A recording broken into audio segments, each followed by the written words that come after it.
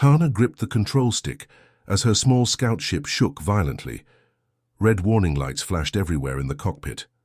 The ship's computer kept beeping with urgent alerts that made her heart race faster. "Come on, hold together," she whispered to her ship as sparks flew from damaged panels around her. Just minutes ago, everything had been normal. She was flying through empty space, mapping new star systems for her people back home. This was supposed to be her first solo mission as a Cytherian survey pilot. Her parents had been so proud when she got the assignment. Now she might never see them again. The ship had slammed into some kind of debris field that her scanners never detected. Chunks of metal and rock had torn through her hull like paper. Now her engines were dying, and the planet below was pulling her down like a hungry monster. Hana could see the planet's surface rushing up to meet her.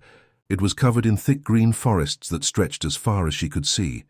No cities, no signs of civilization, just endless wilderness. Her damaged scanners showed the atmosphere was breathable, but that was the only good news. The ship hit the treetops with a thunderous crash. Branches snapped and cracked as the vessel carved a path through the forest canopy. Hana was thrown around in her seat despite the safety harness. Her head hit something hard, and stars exploded across her. Vision. When everything finally stopped moving, silence filled the cockpit except for the hiss of escaping air and the crackle of electrical fires. Hana sat there for a moment, amazed she was still alive. Her whole body ached and she could taste blood in her mouth. She slowly unbuckled herself and looked around. The cockpit was a mess of broken glass and twisted metal. Most of her instruments were dark and dead. The main view screen showed only static. Her communication system was completely destroyed, which meant no way to call for help. Hana grabbed her emergency kit and stepped outside through the cracked hatch. The humid air hit her immediately. It was thick and heavy, filled with strange smells she had never experienced before. The gravity here was stronger than on her homeworld, making each step feel like she was carrying extra weight. Her ship had carved a long scar through the forest before coming to rest against a massive tree trunk. The hull was cracked open in several places, and green fluid leaked from the damaged engines. She would not be flying anywhere soon. As she activated her portable scanner to assess the damage, something made her freeze. The device was picking up life signs all around her, but these readings were unlike anything in her database. Some of the signatures were small, probably harmless forest creatures, but others were enormous. One reading in particular made her blood run cold. Something massive was moving through the trees, less than a kilometer away from her position. The scanner showed it was at least 30 meters long and generated tremendous heat. Whatever it was definitely a predator. Hana's people had evolved as prey animals on their homeworld. Every instinct in her body screamed danger when she saw readings like this. Her hands started shaking as more large signatures appeared on the scanner. This forest was full of monsters, and she was trapped here with them. She quickly gathered what supplies she could carry and looked for somewhere to hide. Night was coming, and she had heard the stories about what happened to Cytherian explorers, who got caught alone on predator worlds after dark. As darkness crept through the forest, Hana made her way back to the damaged cockpit of her ship. It was the only shelter she had, even though the cracked hull offered little protection. She sealed herself inside as best she could and activated her emergency power systems. The dim blue glow from her instruments was the only light in the pitch black wilderness. She tried to stay calm, but her heart was beating so fast it felt like it might burst. Every sound from outside made her jump. The forest was alive with noises she had never heard before. Strange calls and rustling sounds came from all directions. Her scanner kept picking up movement, but she was too scared to look at the readings. Then it started. A low rumble rolled through the trees, so deep she felt it in her chest. It was like thunder, but thunder that went on and on without stopping. Hana pressed herself against the back of her pilot seat, trying to make herself as small as possible. The rumbling grew louder, closer. Then came the roar. It was a sound that seemed to shake the very ground beneath her ship. Not just loud, but filled with a savage power that made every cell in her body scream with terror. This was the sound of something that could kill her without even trying, something that saw her as nothing more than a small snack. Her thermal scanner came alive with a massive red signature. The creature was so big that it filled the entire display screen. 30 meters of pure killing machine moving through the forest like it owned every tree and rock. The heat pattern showed thick armor plating along its back and sides.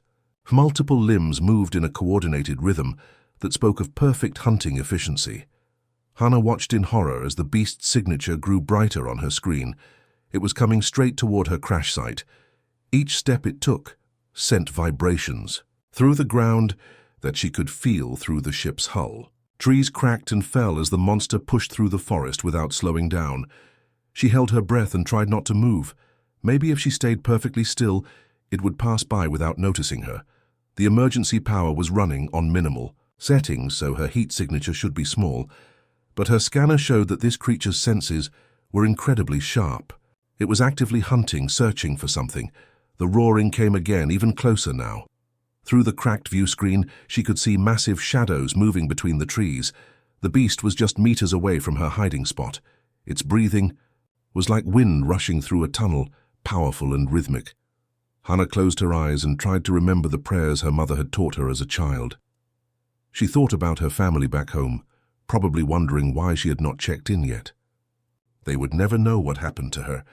Her body would be nothing more than scattered bones in an alien forest.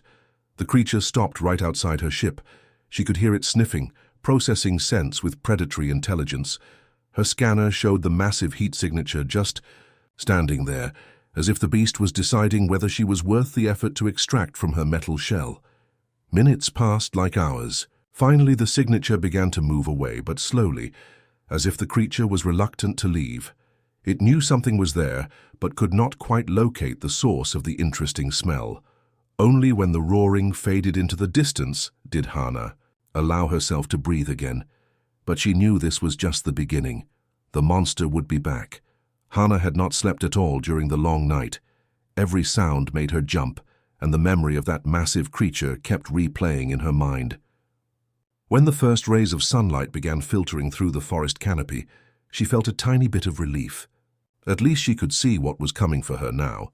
She activated her scanner again, expecting to see the same terrifying readings from the night before. The big predator was still there, about 2 kilometers away, but it seemed to be resting. Its heat signature was cooler now, probably sleeping after a night of hunting. But then something new appeared on her screen.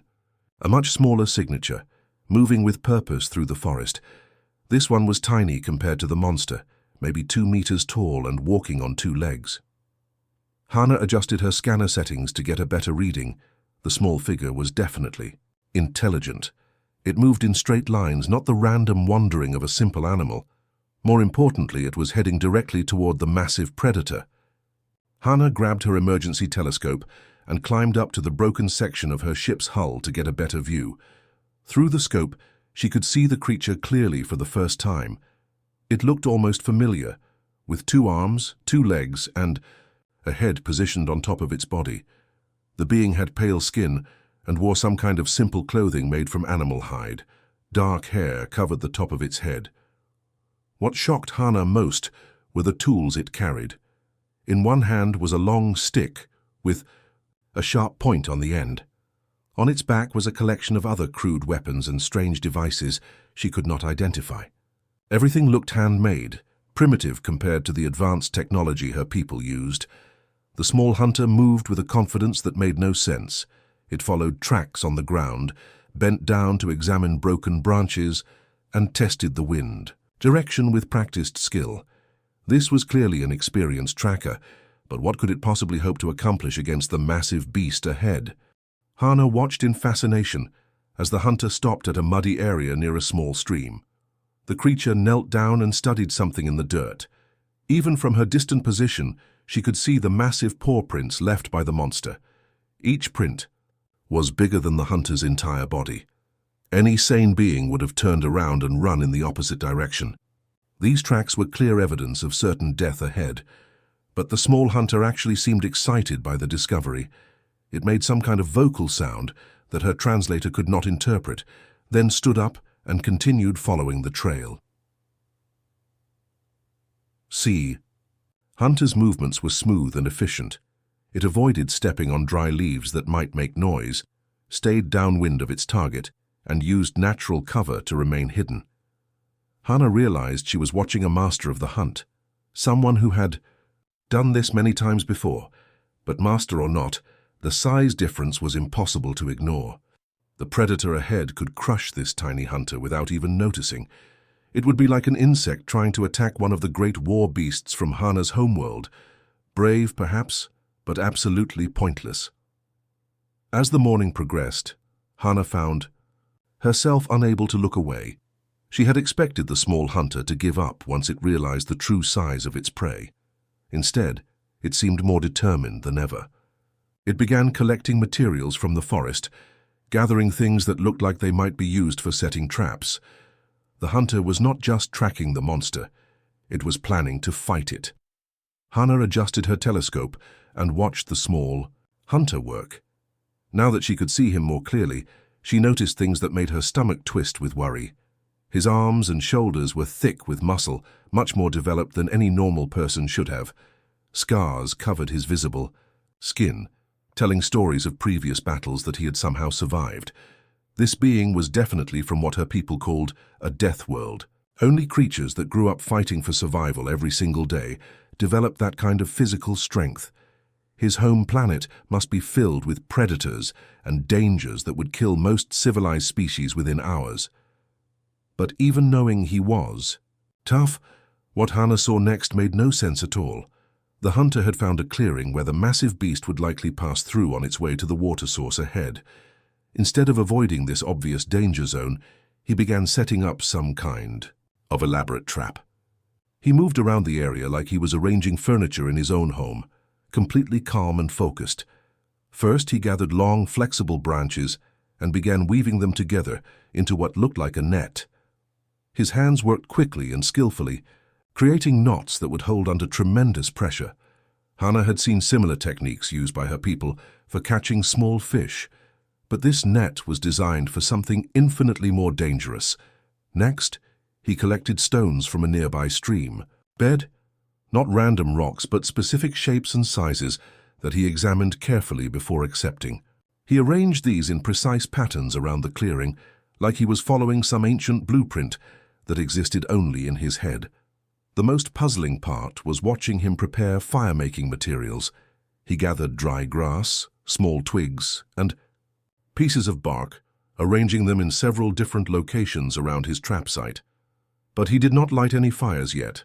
Instead, he prepared everything so he could create flames quickly when the time came.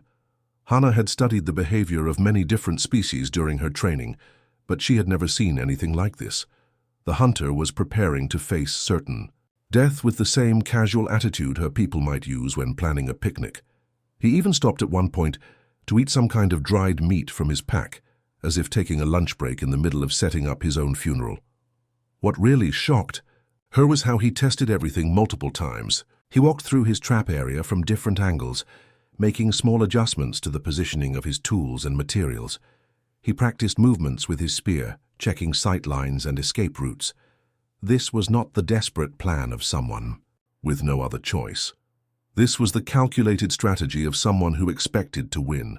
The massive predator's roars echoed through the forest periodically, reminding everyone within kilometers that death was approaching. Each time the sound rolled across the clearing, Hannah flinched and her heart raced. But the hunter barely seemed to notice. If anything, the roars helped him time his preparations. As the day progressed, more details of his plan became clear. The net was designed to tangle the beast's legs at a specific point in the clearing. The stones were positioned to create obstacles that would force the creature to move in predictable directions. The fire materials were placed where the flames would be most effective at confusing and controlling the monster's movements. By afternoon, everything was ready. The hunter sat down on a fallen log at the edge of his killing ground and began sharpening his spear with a small stone. His face showed no fear, no doubt, no regret about the choice he had made. He was actually looking forward to the fight. The ground began to shake long before Hannah could see the massive predator approaching. Through her telescope, she watched the hunter rise from his resting spot and pick up his spear. He rolled his shoulders once, like an athlete preparing for a simple training exercise, then moved to his position at the edge of the clearing. The beast emerged from the tree line like a walking mountain. Up close, it was even more terrifying than Hana had imagined. Its armored hide gleamed dark green in the afternoon sunlight, and each of its 6 legs was thicker than ancient tree trunks. Razor-sharp claws left deep gouges in the earth with every step. Its head was massive, filled with teeth designed for tearing apart anything unlucky enough to get caught. The hunter looked like a child's toy standing next to this monster. The size difference was so extreme that Hana wondered if the predator would even notice when it stepped on him. But instead of running or hiding, the small figure let out a loud, challenging shout that echoed across the forest. The beast turned toward the sound, its intelligent eyes focusing on the tiny threat. For a moment, both creatures stood perfectly still, sizing each other up. Then the monster charged. What happened next defied everything Hana thought she knew about how the universe worked. The hunter did not try to meet the charge head-on. Instead, he dove to one side just as the beast's massive claws swept through the space where he had been standing. As the creature's momentum carried it forward, the hunter lit one of his prepared fire bundles and threw it directly at the predator's face. The flames burst across the monster's snout, not causing serious damage but confusing and enraging it. While the beast shook its head trying to clear its vision, the hunter was already moving to his next position. He grabbed another fire bundle and repeated the attack from a different angle. The battle became a deadly dance. The massive predator would charge or swipe with its claws, moving with terrifying speed for something so large. But the hunter was always one step ahead, using his prepared traps and fire positions to stay alive. He never tried to block the beast's attacks directly. Instead, he redirected its charges into obstacles, tangled its legs with his nets and used the creature's own size against it. Hours passed. The sun began to set, casting long shadows across the battlefield. The monster was bleeding from dozens of small wounds where the hunter's spear had found gaps in its armor. Its movements were becoming slower, less coordinated. But it was far from defeated, and the hunter was clearly exhausted. That was when Hana saw the hunter's true strategy reveal itself. All those hours of seemingly random attacks had been driving the beast toward one specific spot in the clearing, a place where the hunter had prepared his most elaborate trap. As the predator made another charge, its front legs hit the hidden net at exactly the right angle. The carefully woven branches tangled around its claws and pulled tight. The massive creature stumbled, its balance destroyed by its own momentum. The hunter did not waste the opportunity. He sprinted forward with his spear raised and drove the weapon deep into a soft spot behind the beast's head. The monster let out a final, deafening roar before collapsing to the ground with a thunderous crash that shook the entire forest. Silence fell over the clearing. The hunter stood beside his fallen enemy, breathing heavily but very much alive. He had done the impossible. A creature barely the size of the predator's paw had brought down one of nature's most perfect killing machines. Hana stared through her telescope, unable to process what she had witnessed. Everything she thought she knew about strength, survival, and the natural order had just been proven wrong. After catching his breath for just a few minutes, the hunter walked over to his pack and began pulling out tools that Hana had not seen before. Where had he been hiding all of these things?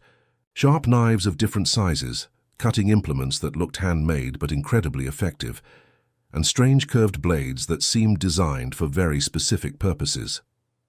What shocked Hana most was his attitude. The hunter was humming. Actually, humming a cheerful tune, while standing next to the massive corpse of the most dangerous predator she had ever seen. It was like he had just finished a pleasant afternoon of gardening, instead of fighting for his life against a creature that could have swallowed him whole. He started his work at the beast's hindquarters, making precise cuts through the thick hide with movements that spoke of years of practice. This was not his first time doing this kind of work. Every slice was deliberate and efficient, designed to preserve as much usable material as possible while avoiding waste. The hunter's technique was fascinating to watch. He peeled back sections of the armored skin in large pieces, clearly planning to use them for something later. Underneath, the creature's meat was a deep red color that looked surprisingly similar to livestock from Hana's own world. The hunter examined each section carefully, separating different types of muscle and organ meat with the skill of a master craftsman. What really amazed Hannah was how he seemed to have a use for every part of the massive beast. Nothing was being thrown away. The bones were carefully cleaned and set aside. Internal organs were sorted into different piles based on what appeared to be their future purpose. Even the creature's blood was being collected in containers that he had somehow produced from his seemingly endless supply of tools. As he worked, the hunter kept up his cheerful humming, occasionally stopping to sharpen his knives on a small stone. He moved around the enormous carcass like he was working on something the size of a normal farm animal, not a monster that had terrorized these forests for who knows how long. The efficiency was almost mechanical, but there was also an artistic quality to his movements. Each cut served multiple purposes, and he wasted no motion or energy. Hannah realized she was watching someone who had perfected this process through countless repetitions.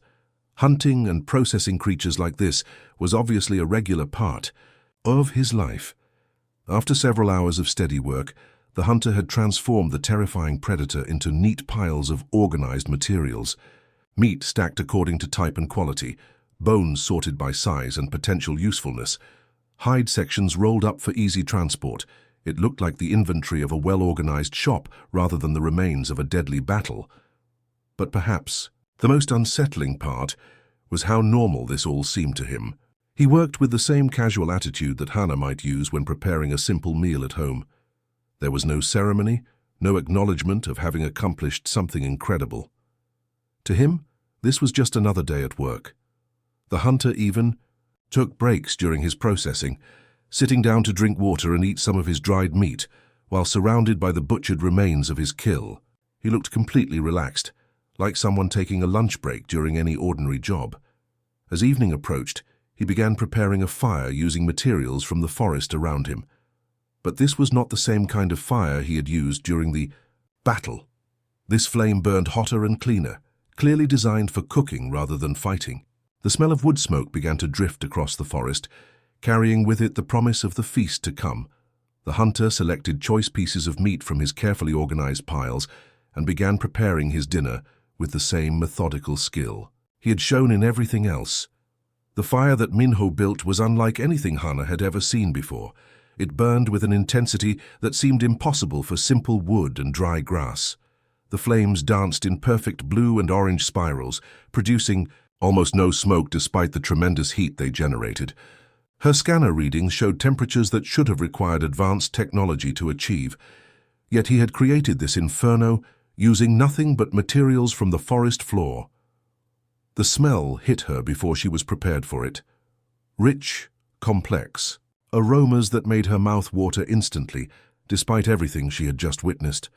The scent carried on the evening breeze was nothing like the processed food she was used to eating. This was something primal and satisfying that spoke to instincts she did not even know she possessed. Minho had selected the choicest cuts of meat from his organized piles and was preparing them with the same careful attention he had shown during the butchering process. He seasoned the portions with herbs and spices that he seemed to know by sight, crushing leaves between his fingers and sprinkling the results over the raw meat with practiced ease. As the first pieces began cooking over his perfect fire, the hunter suddenly stopped what he was doing and looked directly toward Hannah's hiding spot. She froze, hoping her camouflage would keep her hidden, but it was too late. Those sharp eyes that had tracked the massive predator through dense forest had no trouble spotting one nervous alien girl trying to hide behind a crashed spaceship. "I know you there," he called out in words that her translator barely recognized as galactic standard. His accent was thick and unfamiliar, but the meaning was clear enough. "You watch long time. Come down now." Hannah's heart hammered in her chest. Should she run? Try to hide better. But where could she go on this alien world? And after watching him take down that enormous predator, she knew there was no point in trying to escape if he decided she was a threat. Minho seemed to sense her fear. He held up both hands in what appeared to be a universal gesture of peace, then pointed at the cooking meat and patted his stomach. "Come eat," he said, switching to simpler words that her translator could handle more easily. "Is good meat. You hungry, yes?" The aroma from his fire was getting stronger, and despite her terror, Hana realized she was incredibly hungry. She had not eaten anything substantial since before her crash, and the smell of properly cooked food was making her stomach growl loudly enough that she was sure he could hear it even from this distance. After several minutes of internal debate, curiosity and hunger won over caution. Hana slowly climbed down from her hiding spot and began walking toward the fire. Every step felt dangerous, but Minho made no threatening moves. Instead, he turned back to his cooking and began humming that same cheerful tune from earlier. "My name Minho," he said without looking up from the fire. "You crashed yesterday, yes?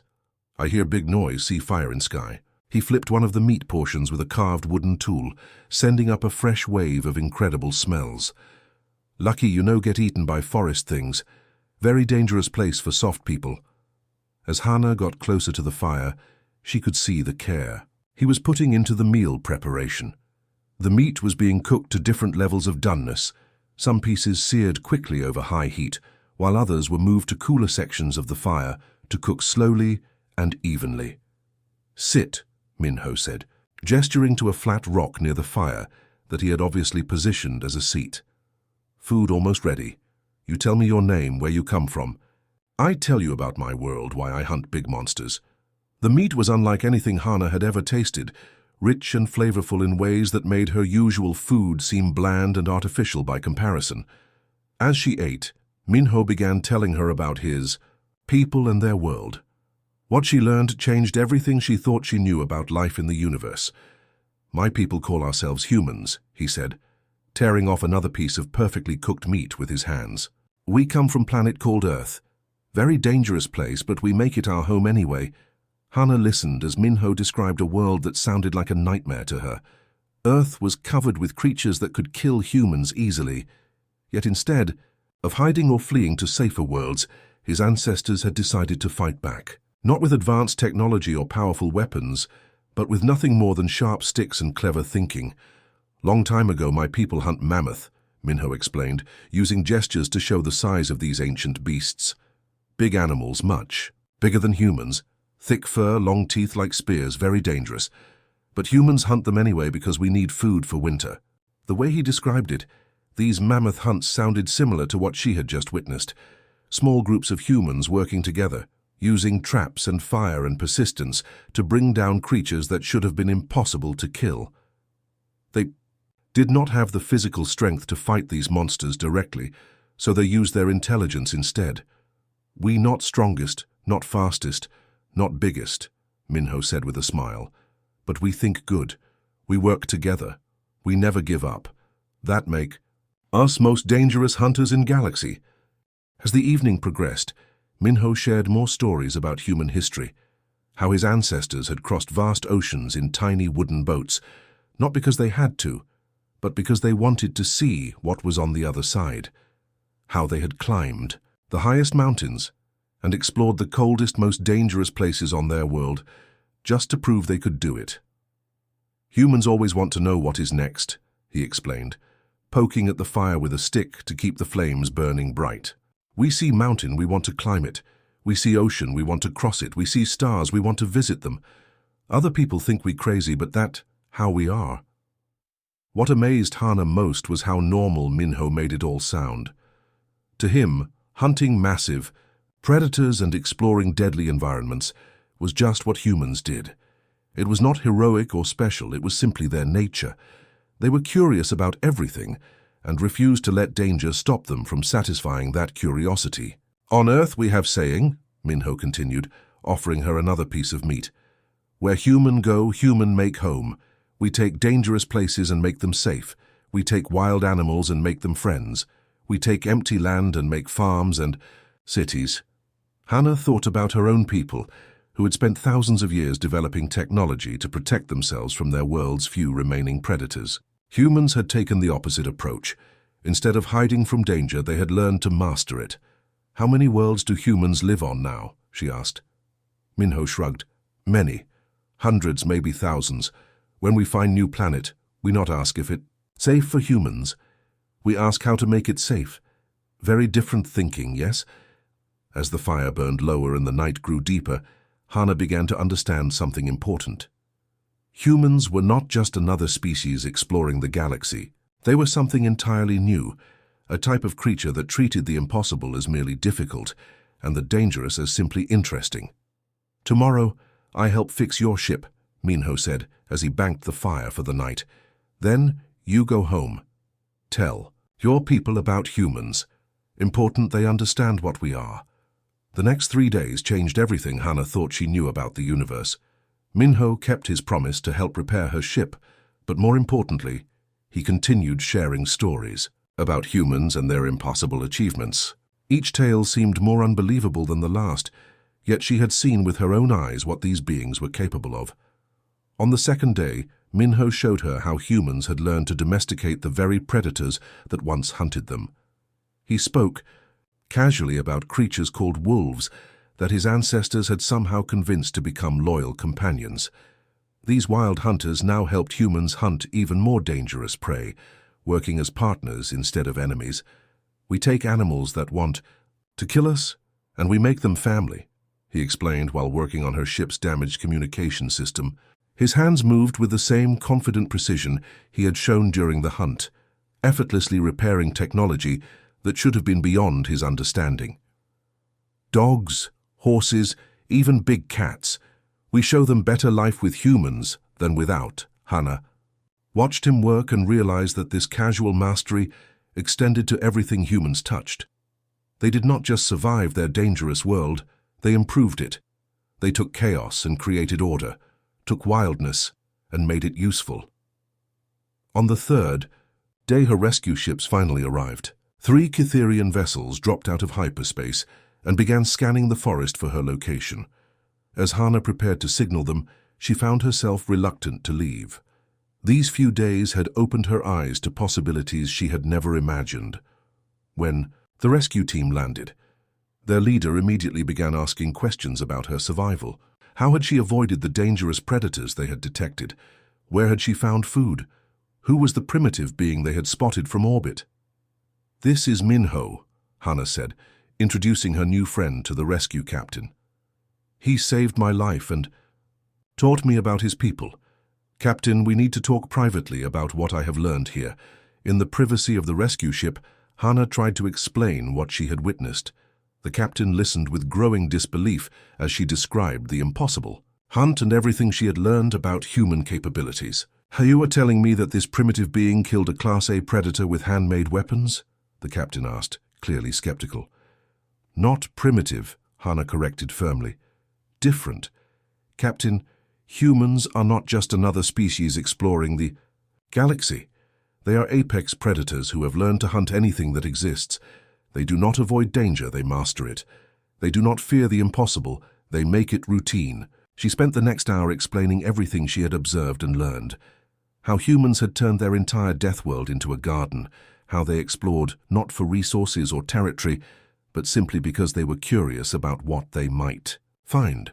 How they approached every challenge with the same casual confidence that Minho had shown, while facing down a monster 30 times his size.